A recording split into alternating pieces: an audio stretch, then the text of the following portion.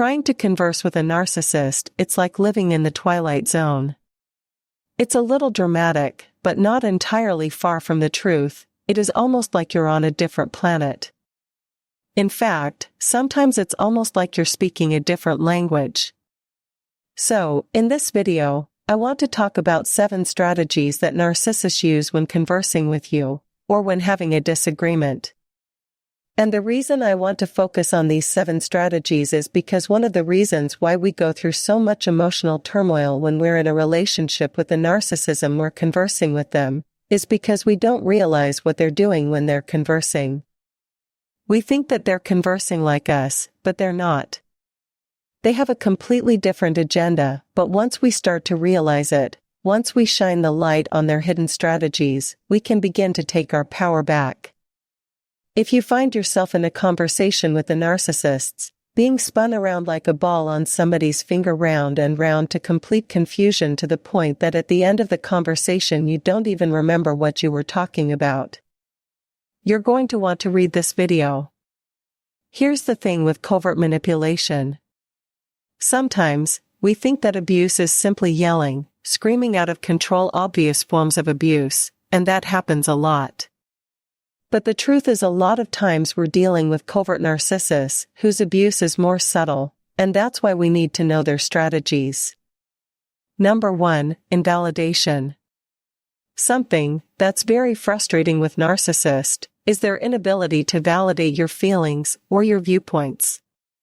Now, validation isn't about completely agreeing with the person. Validation is simply acknowledging somebody's point of view, seeing, hearing what they're saying, caring enough about their view to let them know that you see them, you hear them, and that you care. Narcissists never validate.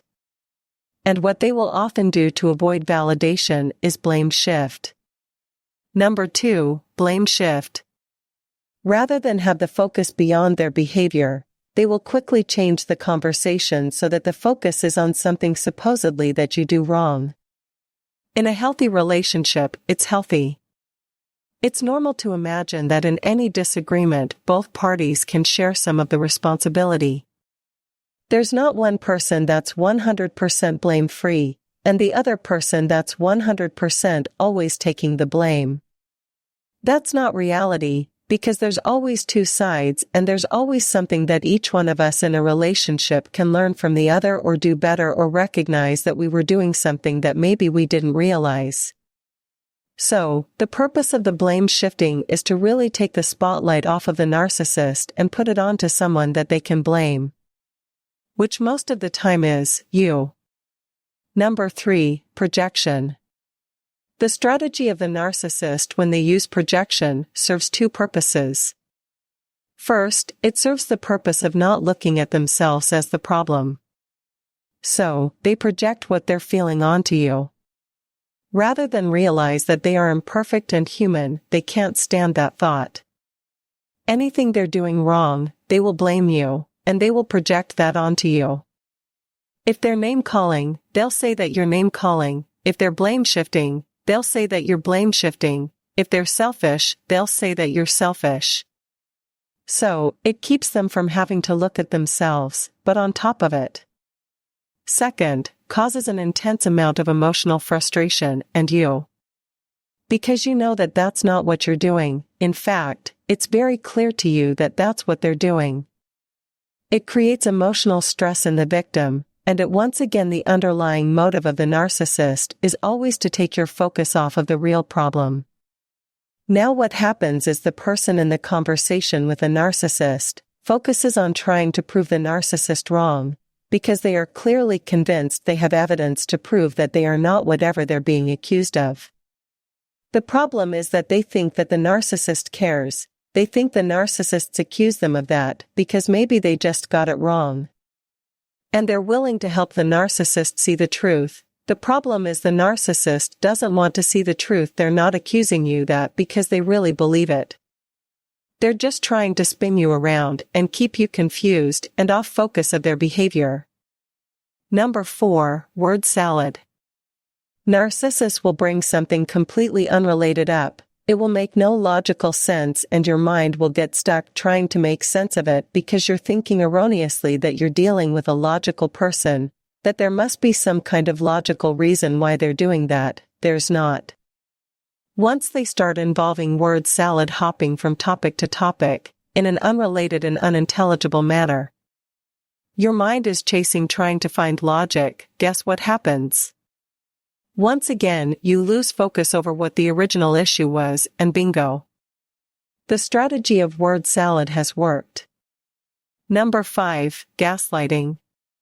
Narcissists use gaslighting where they will deny they said something, or they will accuse you of saying something, and say it with such a logic that it makes you doubt yourself and you wonder, did I say that? Did I hear that? They confuse you, they accuse you, or they lie convincingly, that it starts to make you doubt yourself. You start wondering, did I really do that? Well, their strategy with gaslighting is to get you to do that, to start doubting yourself, to start focusing on yourself as if there's something wrong with you, so that you are not focusing on the real problem, which is the emotional manipulator. Number 6, hurt and rescue. Narcissists love to perform hurt and rescue operations. They will hurt you, and then they will somehow come up with the solution to having peace to the problem. Of course it'll be on their terms, and how they want it, which usually ends with you looking at yourself feeling horrible, thinking you really are the problem, and they're like telling you that you need help, and you need some kind of therapy, and they'll support you because obviously your anxiety is just out of this world. It's off the charts, and they're really worried about you. Again, their whole goal is to get you to think that there's something wrong with you.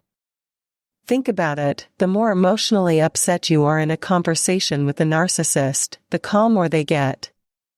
So, by the end of the conversation, you are so overwhelmed emotionally and they're so calm, they're not yelling their voice and their tone is super calm, and this leads me to strategy number 7.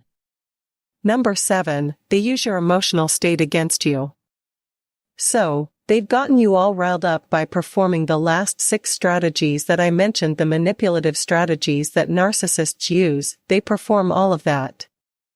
By the end of the conversation, you're completely overwhelmed, you're exasperated, you're crying, you're probably raising your voice. You're feeling distraught, and then they say, look at how your voice is raised, you're causing the problem. It's obvious that you're the problem, because look at you, and look at how calm I am. And for a split second in that frame of mind you start to wonder, you think they really are calm. I was never like this before. Why am I like this now? Maybe it is me. Maybe there is something wrong with me. And when you start thinking like that, once again, narcissist is being successful with their manipulation tactics. Wouldn't it be awesome to know exactly how to fall for these strategies? In my next video, I'm going to talk about a successful strategy that will help you to stop getting sucked into that black hole of emotional manipulation. Thanks for watching this video. Don't forget to like and subscribe. If there is anything that needs to be discussed, write in the comments column below.